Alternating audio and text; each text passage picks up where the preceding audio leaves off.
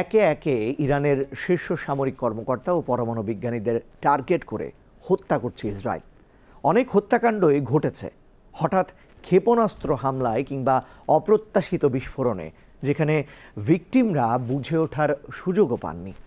The new York টাইমসের এক প্রতিবেদনে উঠে এসেছে এসব হত্যাকাণ্ডের নেপথ্যের কৌশল। ৩০ আগস্ট নিউ ইয়র্ক টাইমসে প্রকাশিত এক প্রতিবেদনে বলা হয়, ইসরায়েলের গোয়েন্দা সংস্থা মোসাদ প্রথমে ইরানি নেতাদের দেহরক্ষীদের অবস্থান শনাক্ত করত।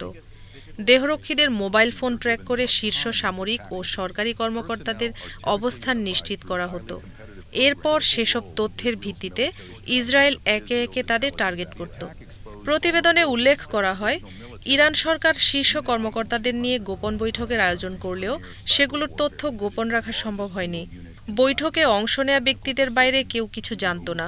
তবু গোয়েন্দা তথ্য ফাঁস হয়ে যেত দেহরক্ষীদের মোবাইল ফোন ব্যবহার ও সামাজিক যোগাযোগ মাধ্যমে সক্রিয়তার কারণে।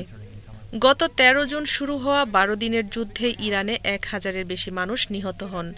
নিহতদের মধ্যে ছিলেন শীর্ষ সামরিক কর্মকর্তা, পরমাণু বিজ্ঞানী, সাংস্কৃতিক ব্যক্তিত্ব ও সাধারণ মানুষ।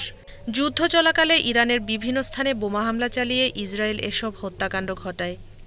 ১৬ জুন তেহরানের পশ্চিমে পাহাড়ের নিচে ১০০ ফুট গভীর এক বাংকারে জাতীয় নিরাপত্তা কাউন্সিলের জরুরি বৈঠক চলছিল। প্রেসিডেন্ট মাসুদ পেজেশকিয়ান সহ বিচার বিভাগ, গোয়েন্দা বিভাগ ও সেনাবাহিনীর শীর্ষ কমান্ডাররা সেখানে উপস্থিত ছিলেন। তাদের কারো কাছেই মোবাইল ফোন ছিল না। কিন্তু বৈঠক শুরুর কিছুক্ষণ পর ইসরায়েলি যুদ্ধবিমান বাংকার লক্ষ্য করে বোমা ফেলে। পরে জানা যায়, বৈঠকের সংবাদ ইসরায়েলি গোয়েন্দারা দেহরক্ষীদের ফোন হ্যাক করিয়ে পেয়েছিল। নিরাপত্তা ব্যবস্থার এই গলদকেই কাজে লাগিয়েছে তারা।